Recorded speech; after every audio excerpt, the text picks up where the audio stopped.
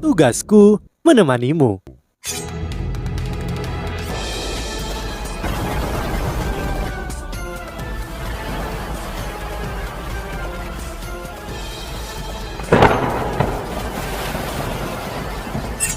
Hai sahabat Pasuk, kembali lagi bersama alur cerita versi novel Solen 2 Sekte Tang yang tak tertandingi. Jangan lupa like, subscribe, dan nyalakan tanda lonceng. Mari kita lanjutkan. Bebe menatap jauh ke mata lawannya.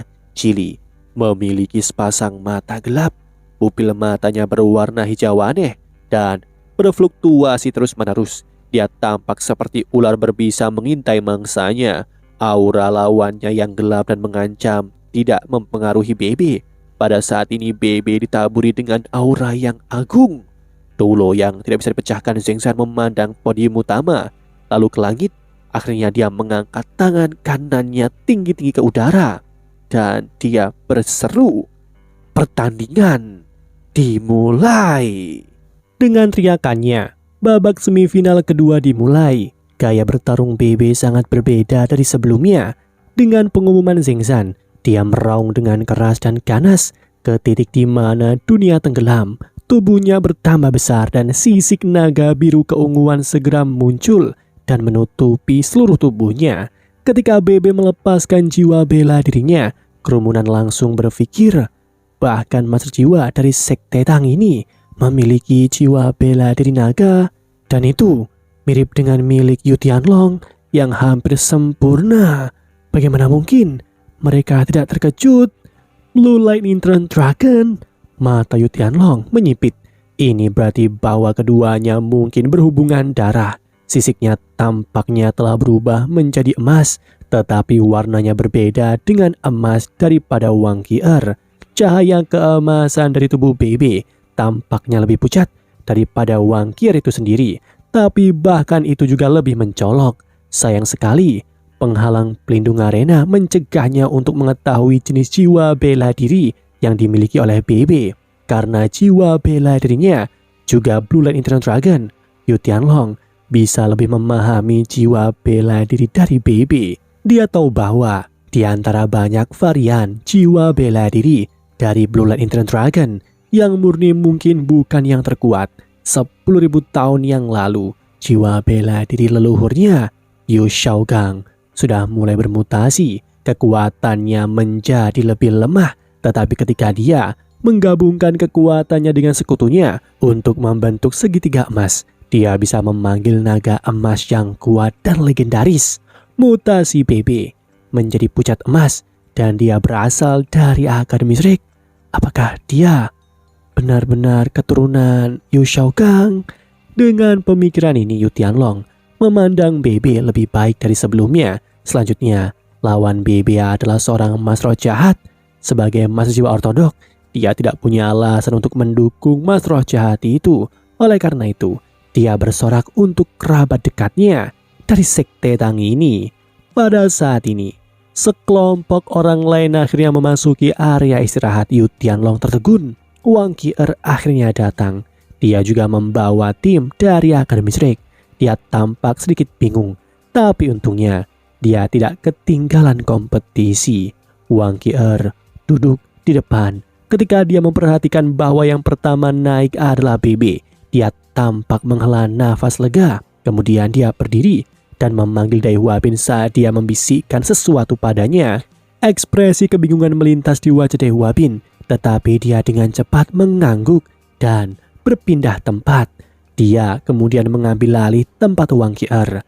Anggota tim lainnya dari Zrek semuanya bergerak satu kursi ke depan dan akhirnya kursi terakhir dikosongkan. Wang Qier lalu duduk di kursi terakhir. Dia menutup matanya dan tampaknya bermeditasi.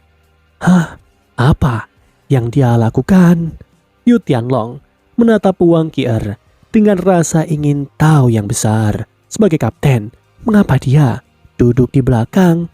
Mungkinkah cedera yang aku berikan padanya pagi ini terlalu parah dan dia perlu fokus untuk memulihkan diri? Oh, itu tidak mungkin. Dalam kondisiku, meskipun lukaku lebih buruk daripada miliknya, itu tidak menghentikanku menonton pertandingan ini. Dengan jiwa bela diri naga emasnya, Dia seharusnya sudah pulih sepenuhnya sekarang. Apa yang dia lakukan? Dia tidak mengerti tindakan Wang Qier sama sekali, namun Yu Tianlong tidak membiarkan Wang Qier tahu dia mengawasinya. Dan kini di arena, persaingan akhirnya dimulai. Bebe meraung, dan 2 cincin jiwa kuning, 2 ungu, dan 2 cincin jiwa hitam mulai bangkit. Sisik menyelimuti Blue Lightning Iron Dragon segera menutupi seluruh tubuhnya. Bahkan lengannya terlihat lebih tebal dan lebih kuat. Lapisan cahaya biru menyinarinya. Dia melesat ke arah lawannya dengan kecepatan yang sangat tinggi. Jili maju juga. Seluruh tubuhnya tampak tanpa beban saat dia melayang ke tengah arena. Bebe mengangkat tangannya dan dia menebas lawannya dengan cakar naga gunturnya. Aura cakar naga gunturnya tidak semenarik Yu Tianlong. Ukurannya bahkan lebih kecil dari ukuran Yu Tianlong. Lebih sedikit percikan listrik yang mengelilinginya juga. Untuk keterampilan jiwa, sebenarnya ukuran tidak pernah berkolerasi dengan kekuatan absolut. Ketika Yu Tianlong melihat serangan ini, ekspresinya terkejut. Dalam hal kontrol atas listrik, Bebe tidak lemah daripada dirinya. Jili dari Sekte Roh Suci bereaksi dengan cepat dan cara yang sangat aneh. Menghadapi cakar naga guntur yang kuat, tubuhnya berkontraksi dan kemudian gas biru muda yang tak menyenangkan mengalir dari tubuhnya. Setelah itu tubuh kecilnya mulai mengembang. Atasan hitamnya segera pecah terbuka dan pemandangan aneh terjadi. Setelah berkembang, cincin jiwa pertama dan ketiga Jili mulai bersinar dengan cahaya. Lapisan sisik biru abu-abu menutupi bagian atas tubuhnya. Dan dia tiba-tiba tampak sangat kuat. Otot-otot melilit tubuhnya. Bentuk kepalanya menjadi segitiga dan bibirnya menonjol untuk mengungkapkan taring. Saat kepalanya berubah bentuk, tidak ada yang tahu apa bentuk aslinya.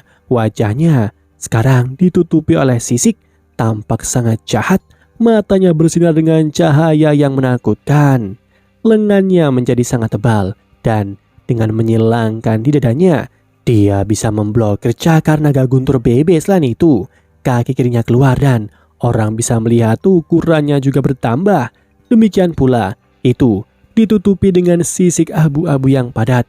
Ketika kakinya menyentuh tanah, seseorang dapat mendengar ledakan keras dan gelombang energi yang kuat mengalir ke arah Bebe.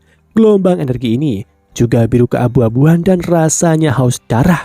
Setelah itu muncul, mengambil bentuk mulut besar yang menyerupai semacam binatang buas. Bebe tetap tak kenal takut.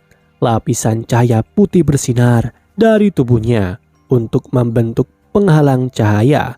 Ketika gelombang energi menghantam penghalang, ia menghilang dengan cepat.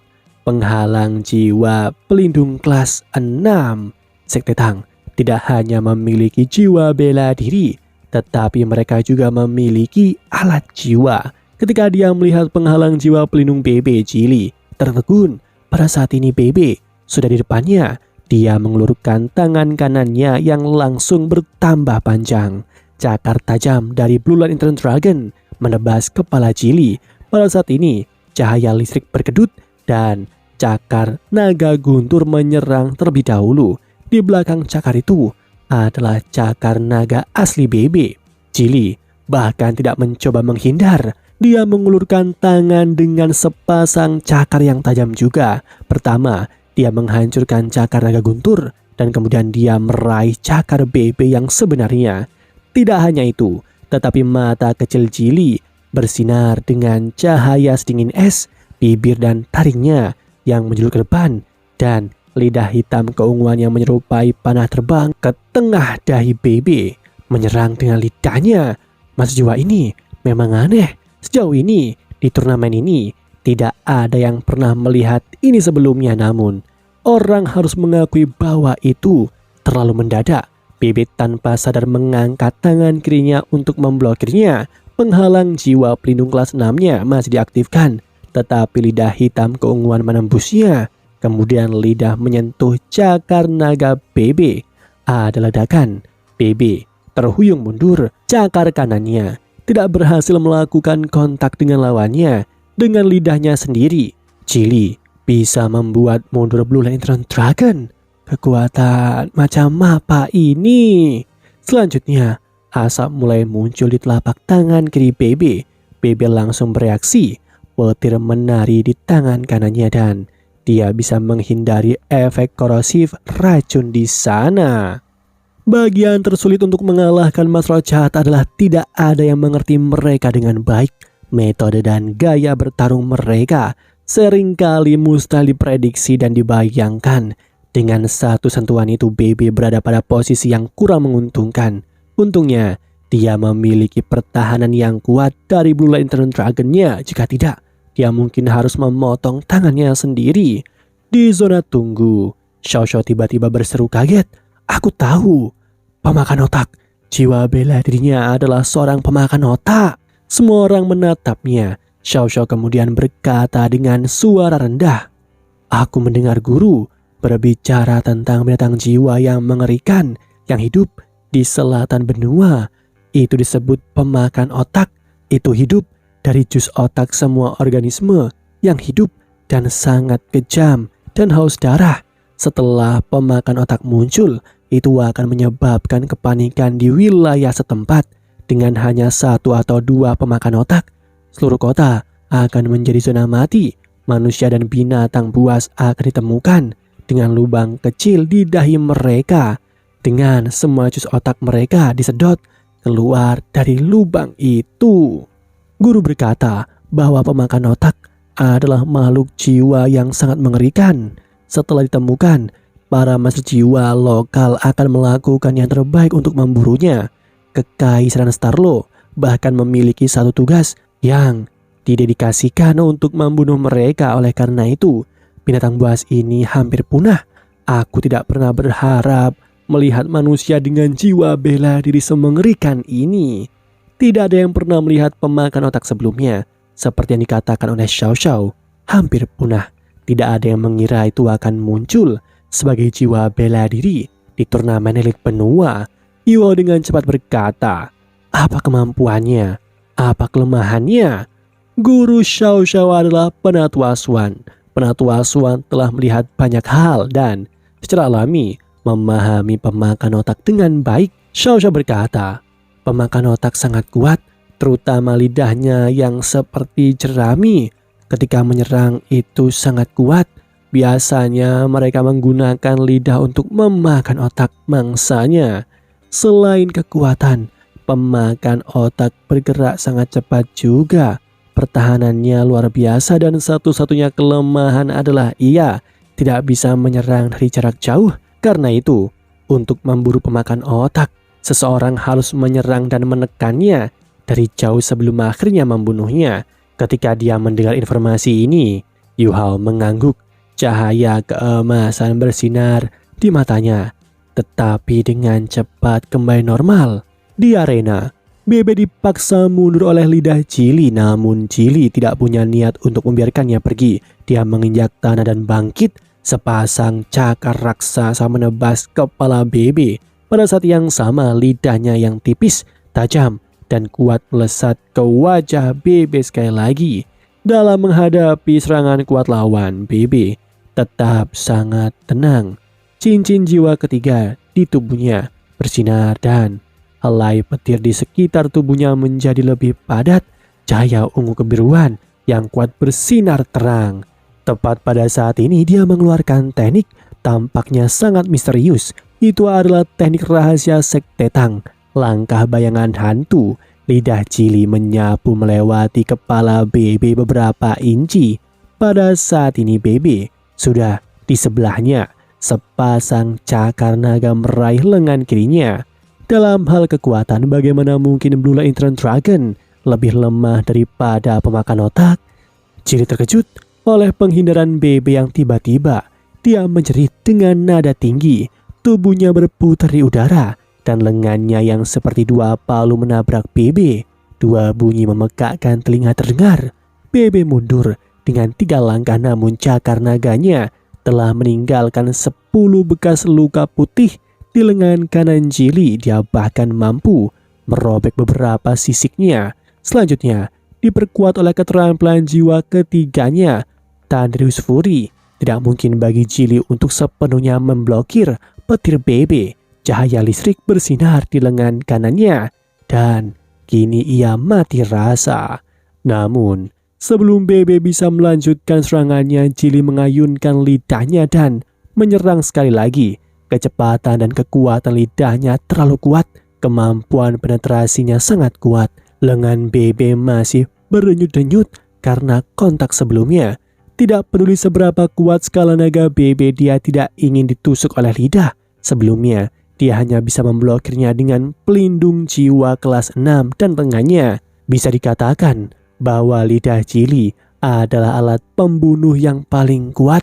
Tidak peduli bagaimana pertempuran berlangsung, selama seseorang ditusuk oleh lidahnya, itu sudah berakhir dan korban bahkan mungkin mati. Pada jarak sesingkat ini, jari-jari serangan Jili sangat besar. Bahkan jika BB menghindar, sudah terlambat. Pada saat ini BB membuat gerakan aneh menghadapi lidahnya yang tajam. Dia tidak menghindar atau mencoba melawan, sebaliknya dia menggenggam tangannya ke depan seolah-olah berdoa. Dalam sekejap, percikan listrik yang tak dihitung jumlahnya muncul. Itu menyerupai hutan kecil petir. Apakah petir yang kuat ini adalah... Yu Hao bertanya-tanya dengan tak percaya. Jika bukan karena cincin jiwa kedua yang bersinar dari tubuh BB, dia tidak akan berani mengatakan ini. Lidah Jili menembus hutan lebat petir dan guntur dengan mudah. Tampaknya lidah yang tajam akan dengan mudah mencapai BB. Pada saat ini semua orang dari Sekte Tang berdiri ketika mereka tahu tentang sifat menakutkan dari pemakan nota. Mereka bahkan lebih takut. Di sisi Sekte Roh Suci, Tang Ya yang duduk di depan meraih sandaran lengan kursinya dengan tangannya. Segera sandaran tangan dihancurkan menjadi bubuk. Mata harimau kalajengking Doulo Zhang Peng menyipit dan ekspresi parah melintas, namun dia tidak melakukan apapun. Perhatiannya fokus pada Jili. Anehnya, orang yang menjadi pusat perhatian juga yaitu BB tampaknya sangatlah tenang. Matanya tenang ketika dia memandang lidah keunguan. Dia tidak punya niat untuk menghindarinya. Lidah Jili akhirnya berhenti. Hanya 2 inci dari BB. Lidah merah gelapnya meneteskan cairan bening. Bau darah menyebar ke sekelilingnya.